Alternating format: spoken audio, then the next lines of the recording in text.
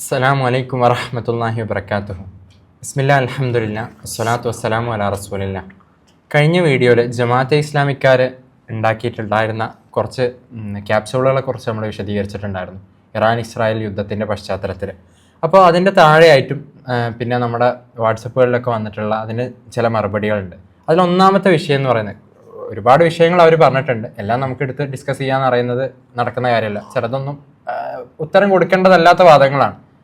പക്ഷേ ഇതിൽ കുറച്ച് ഇമ്പോർട്ടൻ്റ് ആയിട്ടുള്ള ചില കാര്യങ്ങൾ നമുക്ക് ഡിസ്കസ് ചെയ്യാമെന്ന് വിചാരിക്കുന്നു. ഒന്നാമത്തെ വിഷയം എന്ന് പറയുന്നത്, നമ്മൾ പറഞ്ഞു ഈ പറയുന്ന സുന്നികളോടുള്ള ബദ്ധവൈരത്തെക്കുറിച്ചിട്ട് നമ്മൾ സംസാരിച്ചിട്ടുണ്ടായിരുന്നു, ഈ പറയുന്ന ഇറാനികൾ അല്ലെങ്കിൽ ഷിയാക്കൾക്കുള്ള. പക്ഷെ ആ സമയത്ത് നമ്മൾ പറഞ്ഞത് നാസിബികളെ കുറിച്ചിട്ടാണ് എന്നാണ്. നാസിബികൾ സുന്നികളല്ല എന്നുള്ള വാദമാണ് ഇവർ പറയുന്നത്. ആരാണ് യഥാർത്ഥത്തിൽ നാസിബികൾ? നാസിബികൾ എന്ന് പറഞ്ഞാൽ പിന്നെ ഷിയാക്കളെ മറ്റേ പേരാണോ? അതാണ്. അപ്പൊ എന്താണ് നാസിബിയത്ത്? ആരാണ് നാസിബികള്? ഇവര് പറയുന്ന നാസിബികൾ ആരാണ്?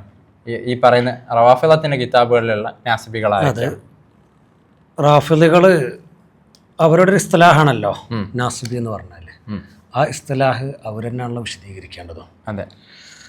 ഇവരുടെ ഒരു ഓതന്റിക് പണ്ഡിതനാണ് നിഅമത്തുല്ലാഹ് അൽ-ജസാഇരി. ഇദ്ദേഹം ആരാണ് നാസിബി എന്ന് വിശദീകരിച്ചിട്ടുണ്ട്.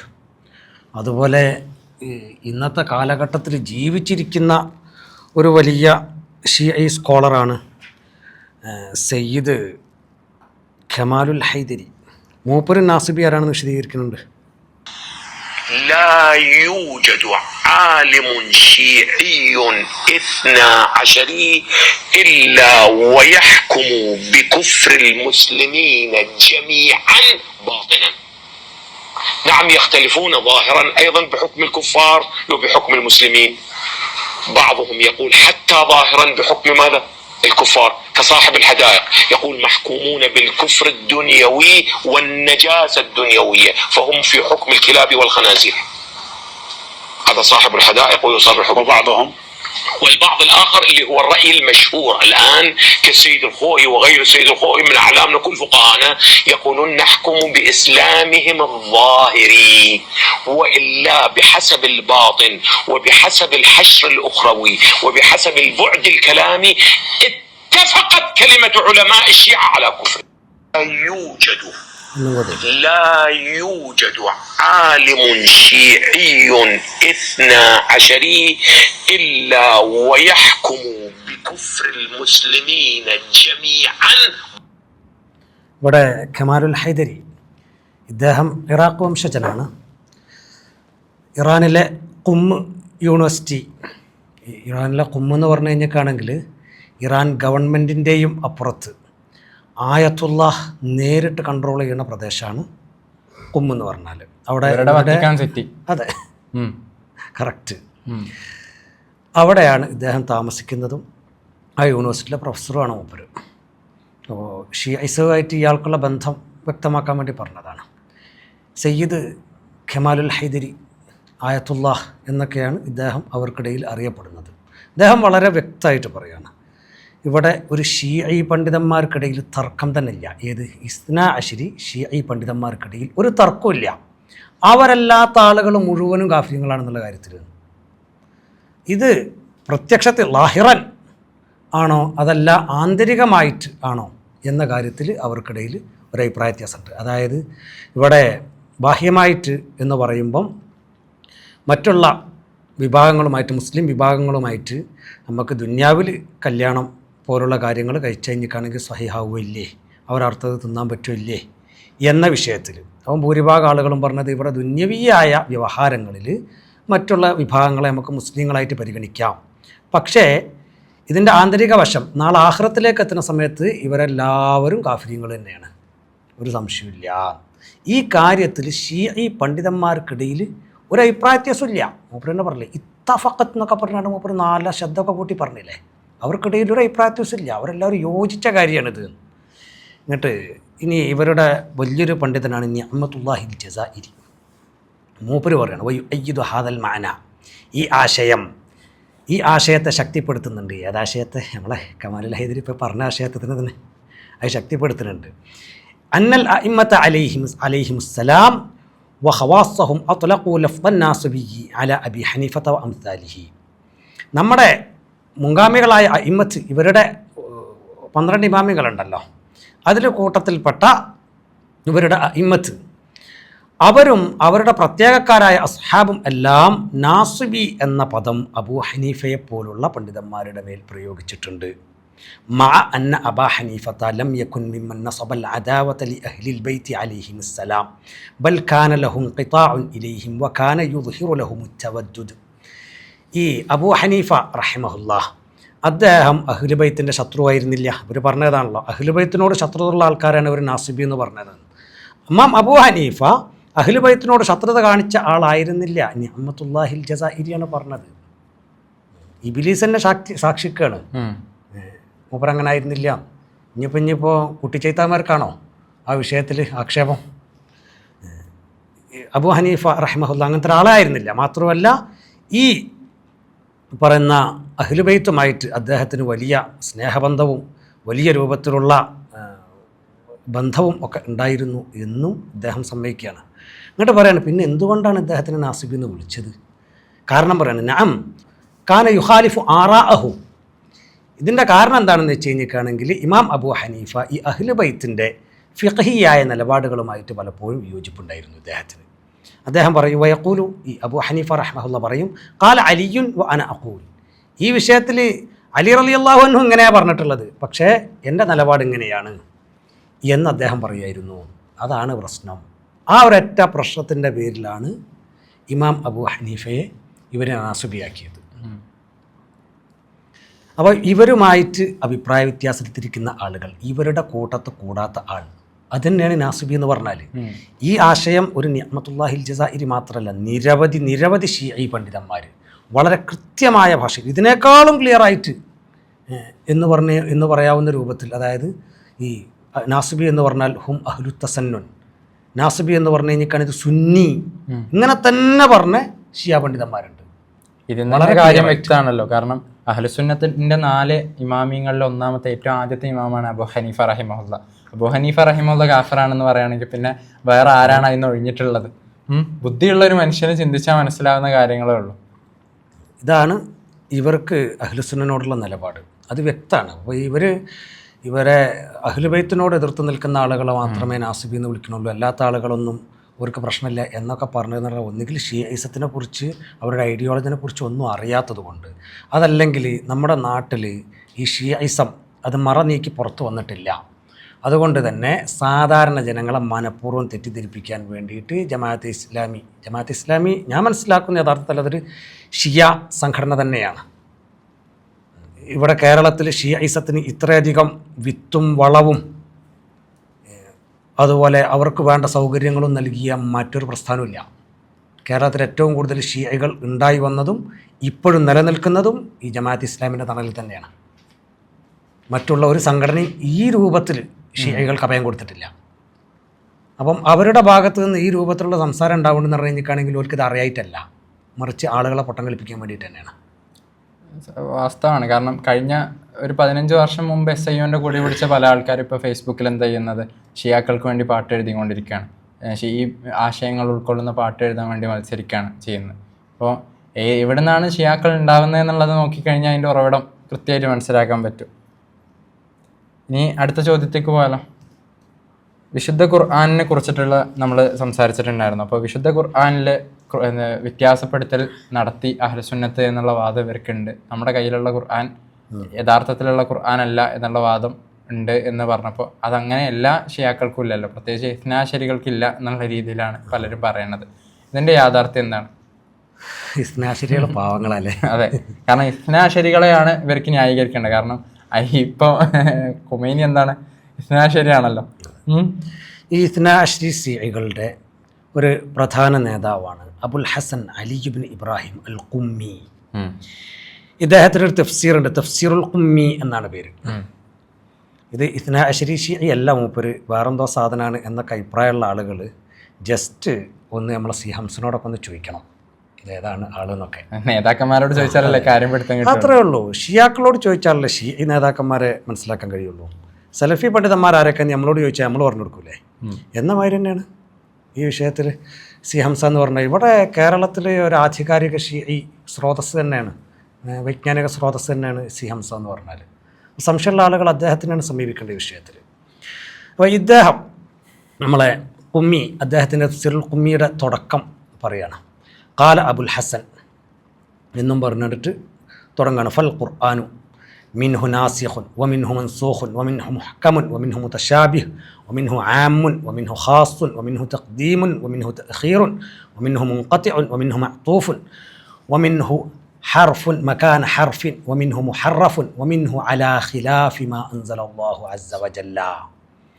ഈ വിശുദ്ധ ഖുർആന് ഇന്ന് നമ്മൾ കാണുന്ന ഈ മുസ്ഹഫിൽ അല്ലാഹു തആല അവതരിപ്പിച്ചതിന് വിരുദ്ധമായ ആശയങ്ങൾ കടന്നുകൂടിയിട്ടുണ്ട് എന്ന് നമ്മുടെ കുമ്മി പറയാണ്. എന്നിട്ട് എവിടെയാണ് ആ കടന്നുകൂടിയത് അതും കൂടി മൂപ്പര് വിശദീകരിച്ച് തരുന്നുണ്ട്.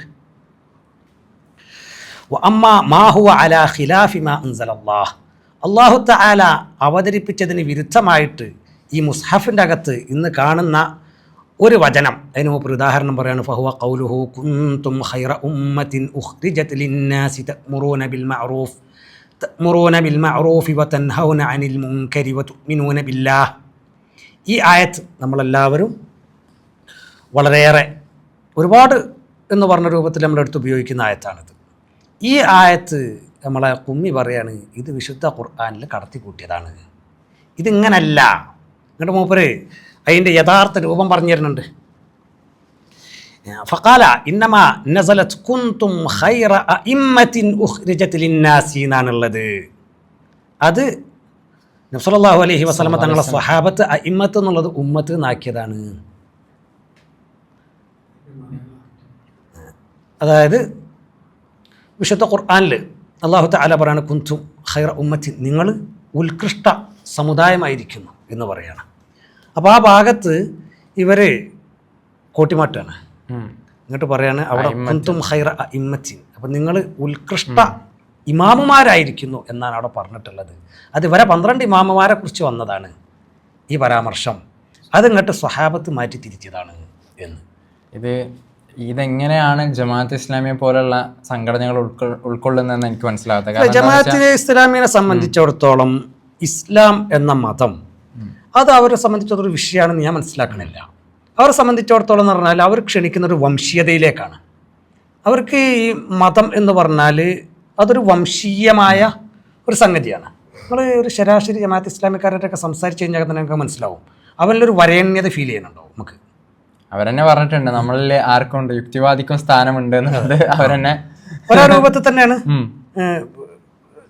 ഒല എഴുതിച്ച കാര്യം നമ്മൾ പറഞ്ഞത്. യുക്തിവാദിക്കും സ്ഥാനമുണ്ട്, യുക്തിവാദിക്കും സ്ഥാനമുണ്ടെന്ന് അത് ഇസ്ലാമിക സംഘടന അല്ലല്ലോ. ഇവിടെ RSS എങ്ങനെയാണ് ഹൈന്ദവരുടെ വംശീയ വികാരം ആളിക്കത്തിക്കുന്നത്, അതേപോലെ മുസ്ലിങ്ങളുടെ ഈ കൗമിയത്ത് ഇത് ആളിക്കത്തിച്ച് കണ്ടിട്ട് ആ വകുപ്പിലൂടെ അധികാരം നേടിയെടുക്കുക എന്നുള്ളതിന് അങ്ങേപ്പുറത്തേക്ക് ഖുർആനോടോ സുന്നത്തിനോടോ ഒരുവിധ പ്രതിബദ്ധതയും ജമാഅത്തെ ഇസ്ലാമിക്ക് ഉണ്ടെന്ന് എനിക്ക് തോന്നുന്നില്ല. നമ്മൾ കാണുന്നുണ്ടല്ലോ ഇവിടെ, നമ്മൾ നേർക്കുനേരെ കാണുന്ന വിഭാഗമാണ് ജമാഅത്തെ ഇസ്ലാമി. അവർക്ക് ഒരു ആശയപരമായ അസ്തിത്വം ഉള്ളതായിട്ട് നമുക്ക് തോന്നുന്നില്ല. അവർക്ക് ആകെയുള്ളത് രാഷ്ട്രീയ അസ്തിത്വം മാത്രമാണ്. ഇവിടെ പോലെ സംഘടനയിൽ ഉണ്ടായിരുന്നെങ്കിൽ അതൊക്കെ അവർ പൊളിച്ചിട്ടുണ്ട്. അതെ, അതായത് അവരുടെ ഇപ്പം ജാമ്യയിലെ ഉസ്താദുമാരൊക്കെ നടത്തുന്ന ഒരു സൈറ്റ് ഇപ്പോൾ 2 ദിവസം മുന്നേ നമ്മൾ കണ്ടു. അതിൻ്റെ അകത്ത് സമസ്തക്കാരുടെ പ്രസംഗമുണ്ട്, മുജാഹിദീറിൻ്റെ ഉണ്ട്, അതുപോലെ ഇതേമാതിരി ജമാഅത്തെ ഇസ്ലാമിക്കാരുടെ ഉണ്ട്. ഇതാണ് അവരുടെ അവസ്ഥ, ഒരാശയ പ്രതിബദ്ധത. അതായത് അവരെ സംബന്ധിച്ചിടത്തോളം അവരുടെ രാഷ്ട്രീയ നിലപാടിനോട് നിങ്ങൾ യോജിച്ച് നിൽക്കുക എന്നുള്ളത് മാത്രമാണ്. നിങ്ങളെ വിശ്വാസം എന്താണെന്നോ ഇതൊന്നും പോലെ വിഷയമല്ല. നിങ്ങൾ ഖബറുമ പോയി കുമ്പിട്ടോ, ഇനി വിഗ്രഹത്തിന് പോയി പൂജിച്ചോ. നേരത്തെ പറഞ്ഞാൽ യുക്തിവാദിക്ക് വരെ സ്ഥാനമുണ്ട്. പിന്നെ ഇനിയിപ്പോൾ പ്രത്യേകിച്ച് പറയേണ്ട ആവശ്യമില്ലല്ലോ. വെറുതെ നമ്മളെ സംബന്ധിച്ചിടത്തോളം നമുക്ക് ലോകരോടൊക്കെ പറയാനുള്ള എന്താണ്, അള്ളാഹു സുബ്ഹാനഹു വ തആല ഇറക്കിയ ഖുർആന് അത് ഇന്നും 1400 വർഷം കഴിഞ്ഞിട്ടും എന്ത് ചെയ്യുന്നുണ്ട്, ഒരു ഹർഫിൽ വ്യത്യാസമില്ലാതെ അത് ഹിഫ്ള് ചെയ്തിട്ടുണ്ട്, സംരക്ഷിക്കപ്പെട്ടിട്ടുണ്ട്. ഇതാണ് നമ്മൾ എല്ലാവരോടും പറയുന്നത്. ഇങ്ങനെയാണ് നമ്മൾ ദീനിലേക്ക് വിളിക്കുന്നത്. ഇതിനെ തന്നെ നമ്മുടെ ഇസ്ലാമിന്റെ കടക്ക് കത്തി വെക്കുന്ന അല്ലെങ്കിൽ ഇപ്പൊ ഈ സംസാരത്തിലൂടെ ഇപ്പൊ ഷിയകള് എത്തി നിൽക്കുന്നത് എവിടെയാണ്? ഇത് ഹിന്ദു മതം പോലെ ക്രിസ്തു മതം പോലെ ഒരു അടിസ്ഥാനം ഇല്ലാത്ത തീർത്തും ഊഹാപോഹങ്ങളുടെ പുറത്ത് നിലനിൽക്കുന്ന ഒരു മതം. അതെ, ഒരടിസ്ഥാനം വന്നിട്ട് ഇന്ന ആയത്ത് ഇങ്ങനെയല്ല ഇന്നതാണ് എന്നുള്ള രീതിയിൽ പറയാൻ പറ്റുന്ന രീതിയിലുള്ള. ഇവിടെ ഇപ്പം നമ്മുടെ തഫ്സീറുൽ ഖുമ്മിയിൽ വായിച്ച ഈ ആശയം അത് ഇദ്ദേഹത്തിന്റെ മാത്രം ആശയമല്ല. ഇവിടെ കുമ്മി മാത്രം പറഞ്ഞല്ല, ഇവരുടെ ആസ്ഥാന നേതാവ് ഉണ്ടല്ലോ ആര്? നമ്മളെ ആയത്തുള്ള ഖുമൈനി. ഇയാൾക്കും ഇതേ ആശയം തന്നെയാണ് എന്ന് പറയുന്നത് ജമാഅത്തെ ഇസ്ലാമിയുടെ പ്രബോധനം വാരികയിൽ ഒരു കാലഘട്ടത്തിൽ ഒരുപാട് ലേഖനങ്ങൾ എഴുതി കൂട്ടിയ ഒരു ഈജിപ്ഷ്യൻ പണ്ഡിതനുണ്ട്, മുഹമ്മദ് ഇമാറ എന്ന് പറഞ്ഞ ഒരു പണ്ഡിതൻ. ഒരു അക്കാഡമിസ്റ്റാണ്, പണ്ഡിതൻ എന്നൊന്നും പറയാൻ പറ്റില്ല, ഒരു അക്കാഡമിസ്റ്റാണ്. അദ്ദേഹം ഈ വിഷയം പറയുന്നുണ്ട്. ഞാനത് കേൾപ്പിച്ചുതരാം. الخميني الذي يكفر الصحابة ويكفر كل من يوالي الصحابة ويقول عن أبي بكر وعمر وعثمان ومعاوية وطلحة والزبير وعائشة إنهم أخبث من الكلاب والخنازير، ويتهمهم بتحريف القرآن ويقول إنهم صنعوا من التحريف أكثر مما صنع اليهود والنصارى بكتبهم. هذا الخميني كل سنة يدعو إلى مؤتمر الوحدة الإسلامية. ഇവിടെ മുഹമ്മദ് ഇമാറ പറയുന്ന സംഗതി എന്താ വെച്ചാൽ, ഇവരുടെ നേതാവായ ഇത്നാ അശ്രി ഷിഈകളുടെ ഈ കാലഘട്ടത്തിൽ ഏറ്റവും വലിയ നേതാവ്, ഇറാൻ്റെ സ്ഥാപക നേതാവ്, അയാളുടെ ആശയം സ്വഹാബത്തിന് അദ്ദേഹം തക്ഫീർ ചെയ്തിരുന്നു. ഇവിടെ ആയിഷ റളിയല്ലാഹു അൻഹ അടക്കമുള്ള സ്വഹാബത്തിനെ കുറിച്ച്, അബൂബക്കർ റളിയല്ലാഹു അൻഹു അടക്കമുള്ള സ്വഹാബത്തിനെ കുറിച്ച് അയാളുടെ നിലപാട് എന്ന് പറഞ്ഞു കഴിഞ്ഞാൽ കാണുന്നുണ്ടെങ്കിൽ നായപന്നികളെക്കാൾ അതപ്പതിച്ചവർ എന്നായിരുന്നു. മാത്രമല്ല സ്വഹാബത്ത് വിശുദ്ധ ഖുർആനിൽ കൈകടത്തൽ നടത്തിയിരുന്നു. അത് ഏതുപോലെ? നസാറാക്കളും ജൂതന്മാരും തൗറാത്തിലും ഇഞ്ചിയിലും നടത്തിയ കൈകടത്തലിനെക്കാട്ടിലും അപ്പുറത്തുള്ള കൈകടത്തലുകൾ സ്വഹാബത്ത് വിശുദ്ധ ഖുർആനിൽ നടത്തിയിരുന്നു എന്ന വിശ്വാസക്കാരനായിരുന്നു ഖുമൈനി. ഈ ഖുമൈനി ഇങ്ങോട്ട് കൊല്ലം എന്ത് മുസ്ലിം ഐക്യസമ്മേളനം വിളിച്ചു കൂട്ടീനി ഇറാനിൽ. അപ്പോൾ ഈ ഖുമൈനിൻ്റെ ഇരട്ടത്താപ്പ് അത് വ്യക്തമാക്കാൻ വേണ്ടിയിട്ടാണ് ഇവിടെ ഇദ്ദേഹം സംസാരിക്കുന്നത്. ഇദ്ദേഹം ബ്രദർഹുഡുകാരനാണ്. അതുകൊണ്ടാണല്ലോ പ്രബോധനത്തിൽ ഇദ്ദേഹത്തിൻ്റെ എഴുത്തുകൾ പരിഭാഷപ്പെടുത്തിയാണ്ടിട്ട് പ്രസിദ്ധീകരിക്കാൻ ജമാഅത്തെ ഇസ്ലാമിക്കാരൻ ഒരു കാലത്ത് ഭയങ്കര ത്വര കാണിച്ചിരുന്നത്. ഇവരുടെ കൂട്ടത്തിൽപ്പെട്ട ആൾ തന്നെയാണ് പറഞ്ഞത് ഖുമൈനിനെ കുറിച്ച്. ഇനിയിപ്പോൾ ഇവരുടെ കൂട്ടത്തിലുള്ള ആൾക്കാർ മാറ്റം വന്ന് മാറിയാലും അവരെ സ്വീകരിക്കില്ല. അതിനുള്ള ഏറ്റവും വലിയ തെളിവാണ് ഇവരുടെ ലോക നേതാവിന് വെളിച്ചം കിട്ടിയതിന് ശേഷം ആള് പറഞ്ഞത് ഇവർ അംഗീകരിച്ചിട്ടില്ല. അതിലേക്ക് നമുക്ക് പിന്നീട് വരാം. അടുത്ത വിമർശനം എന്ന് പറയുന്നത്, നമ്മൾ പറഞ്ഞിട്ടുണ്ടായിരുന്നു മൊത്തം ഉമ്മത്തിന് വിനാശം വിതക്കുന്ന യുദ്ധം ചെയ്യാൻ പാടില്ല എന്നുള്ള രീതിയിൽ. അപ്പോൾ ഈ വിഷയമായിട്ട് ബന്ധപ്പെട്ടിട്ട് അവർ ബദറും അതേപോലെ തന്നെ വേറെ ചില കാര്യങ്ങളൊക്കെ ഉദ്ധരിച്ചിട്ട് പറഞ്ഞു ഇങ്ങനൊരു സംഭവം ഇല്ല എന്നുള്ളത്. ഇതിൻ്റെ വാസ്തവം എന്താണ്? അതായത് നമ്മൾക്ക് നഷ്ടം ഉണ്ടാക്കുന്ന ഒരു സംഗതി നമ്മൾ ചെയ്യാൻ പോകാൻ പാടില്ല എന്നുള്ളത് ഒരു ബേസിക് ലോജിക്കല്ലേ? അതെ. ആ ലോജിക്ക് ഇവിടെ ജമാഅത്ത് ഇസ്ലാമിക്കാരൻ അംഗീകരിക്കണ്ടല്ലോ. ജമാഅത്ത് ഇസ്ലാമിക്കാരൻ എന്തേ ഇവിടെ സുഡാപ്പികളെ പുറത്തേക്ക് നിർത്തിയത്? എന്തുകൊണ്ടാണ് ഈ സിമിനെ തള്ളി പറഞ്ഞത്? ഇവിടെ മുസ്ലിങ്ങൾക്ക് നേരെ അപ്പുറത്തുനിന്ന് സംഘപരിവാർ പോലുള്ള വിധ്വംസക ശക്തികൾ സായുധമായിട്ട് സംഘടിച്ചപ്പോൾ അവർക്ക് എതിരിൽ നമ്മളും അതേ രീതിയിൽ സംഘടിക്കണം എന്ന നിലപാട് സ്വീകരിച്ചതാണല്ലോ ഇവിടെ സിമിനെ അവർ പുറത്തിർത്താൻ കാരണം, നമ്മളും ഒരു തമ്മിൽ ബന്ധമില്ല എന്നവർ പറയാൻ കാരണം. ഈ നിലപാട് പ്രതിരോധം അപരാധമല്ല എന്നുള്ള രൂപത്തിൽ ഇതേ നിലപാടുമായിട്ട് രംഗത്ത് വന്നപ്പോഴാണല്ലോ അവർ SDPIനെ പുറത്തിരുത്തിയത്. അതെ. അപ്പോൾ എന്തിനാലും അങ്ങനെ ചെയ്യേണ്ട ആവശ്യമോ? ഈ പറഞ്ഞ നിയമം അനുസരിച്ച് കണ്ടിട്ട് ജമാഅത്ത് ഇസ്ലാമി അമീർ ഈ പരിപാടിക്ക് നേതൃത്വം കൊടുക്കല്ല വേണ്ടി. അതെ. പക്ഷെ അങ്ങനെ അപ്പോൾ നമ്മളെ മേലേക്കാവുന്ന സമയത്ത് നമുക്ക് നമ്മളുടേതായ ചില നിയമങ്ങളൊക്കെ ഉണ്ട്. ഇനി ഈ നാശം വരുത്തി വെക്കുന്ന യുദ്ധം അത് പാടില്ലാത്തതാണ് എന്ന് നമുക്ക് മാത്രമല്ല അഭിപ്രായമുള്ളത്. ആ അഭിപ്രായം ഇപ്പോൾ ഹമാസിനുണ്ട്. ഹമാസിൻ്റെ വലിയ നേതാവാണല്ലോ നമ്മളെ മൂസ അബു മർസൂഖ്. ഇദ്ദേഹം ന്യൂയോർക്ക് ടൈംസിന് കൊടുത്ത ഒരു അഭിമുഖമുണ്ട്. അതിനകത്ത് ഇയാൾ വളരെ കൃത്യമായിട്ട് പറയുന്നുണ്ട്, ലൗ കുന്തു അഅലമു ഹുജ്മത് ദിമാരില്ലതി സയൻതുജു അൻ ഹുജൂമി സാബിഇ അക്ടോബർ ലകുന്തു ആറദ്തുഹു. ഈ രൂപത്തിലുള്ള ഒരു വിനാശമാണ് ഗസയിൽ ഈ ഒക്ടോബർ 7 ആക്രമണത്തിൻ്റെ പശ്ചാത്തലത്തിൽ ഉണ്ടാകാൻ പോകുന്നത് എന്ന് ഞാൻ അന്ന് മനസ്സിലാക്കിയിരുന്നെങ്കിൽ ഒരിക്കലും ഈ ഒക്ടോബർ 7 എന്നുള്ള പരിപാടിക്ക് ഞാൻ പിന്തുണ കൊടുക്കൂലേനി, ഞാൻ അതിനെ എതിർക്കുമായിരുന്നു. അത് വിഡ്ഢികൾക്ക് കാര്യം മനസ്സിലാവൽ ഫിത്ന കഴിഞ്ഞതിൻ്റെ ശേഷമാണ്. ബുദ്ധിയുള്ള ആളുകൾക്ക് കാര്യം മനസ്സിലാവൽ തുടങ്ങുന്നതിന് മുമ്പ് തന്നെ കാര്യം മനസ്സിലാവും. അതുകൊണ്ടാണ് സലഫി ഉലമാ, ബസീറത്തുള്ള ഉലമാ പറഞ്ഞു ഇത് സർവനാശത്തിലേക്കുള്ള പുറപ്പാടാണ്. ഇത് ഗസയിലെ ജനങ്ങളെ കൂട്ടക്കൊല നടത്തുന്നതിലേക്കും സ്ത്രീകൾ ബലാത്സംഗം ചെയ്യപ്പെടുന്നതിലേക്കും കുട്ടികൾ അനാഥരാക്കപ്പെടുന്നതിലേക്കുമേ നയിക്കൂ. അല്ലാതെ മുസ്ലിങ്ങൾക്ക് ഇതുകൊണ്ട് 10 പൈസ ഉപകാരം ഉണ്ടാകാൻ പോയില്ല. അവസാനം ഹമാസിന്റെ നേതാവിന് തന്നെ മനസ്സിലായി. ഇത്രയും വർഷം എടുത്തു. ഹമാസ് അടക്കം സമ്മതിച്ചു. അതെ, ജമാഅത്ത് ഇസ്ലാമിക്കാരൻ സമ്മതിക്കാത്തത്. അത് ഈ 10,000-കണക്കിന് ആളുകൾ മരിച്ചതിന് ശേഷം ചില റിപ്പോർട്ടുകൾ പറയുന്ന ലക്ഷത്തിലധികം ആൾക്കാർ മരിക്കപ്പെട്ടു എന്നാണ്. അതേപോലെ തന്നെ ഇത്രയും വീടുകൾ തകർക്കപ്പെട്ട് ഇത്രയും ആൾക്കാർ ഡിസ്പ്ലേസ്ഡ് ആയതിനു ശേഷമാണ് ഇവർക്ക് എന്ത് ചെയ്യുന്നത്, ഇവർക്ക് കാര്യം മനസ്സിലാവുന്നത്. ഇപ്പോഴെങ്കിലും മനസ്സിലായി. പക്ഷെ ഇവിടെയുള്ള ഇഖ്വാനികൾക്ക് സംബന്ധിച്ചിടത്തോളം അവർക്ക് ഇപ്പോഴും മനസ്സിലായിട്ടില്ല. ബുദ്ധികളാണ് ഇവിടെ ബുദ്ധിജീവി വേഷം കെട്ടിയാണ് സമൂഹത്തിൽ ഈ ബൊമ്മയാട്ടം ആടുന്നത് എന്നുള്ളത്. ഇവരൊക്കെ ബുദ്ധിജീവികളാക്കി തലയെ കയറ്റി വെച്ച ആളുകളുണ്ടല്ലോ, ഓരോന്ന് മനസ്സിലാക്കുന്നത് നല്ലതാണ്. അതെ, കുറച്ച് വിവരമുള്ള ആളുകളെ സംബന്ധിച്ചിടത്തോളം കുറച്ച് ആലോചിച്ചാൽ മനസ്സിലാവും. 4 മല്ലന്മാർക്കെതിരെ ഒരു സാധാരണ ഒരു മനുഷ്യൻ യുദ്ധത്തിന് പോയി കഴിഞ്ഞാൽ അല്ലെങ്കിൽ അടി കൂടാൻ പോയി കഴിഞ്ഞാൽ എന്താണ് ഉണ്ടാവുകയെന്ന്, അത് എത്രമാത്രം ആത്മഹത്യാപരമാണെന്ന്. കാരണം അടി കിട്ടുകാർക്കായിരിക്കും ഈ ചെറിയ ആൾക്കാർക്കും. അപ്പോൾ കുറച്ച് വിവരമുള്ള, കുറച്ച് ചിന്തിച്ചാൽ മനസ്സിലാവും എങ്ങനെയാണ് നമ്മൾ യുദ്ധത്തിന് പോകേണ്ടതെന്നുള്ളത്. ഇതിൽ കൂടുതൽ ഫിക്കിംഗ് ആയിട്ടുള്ള കാര്യങ്ങളൊന്നും എക്സ്പ്ലെയിൻ ചെയ്യേണ്ട ആവശ്യം പോലും ഇല്ല.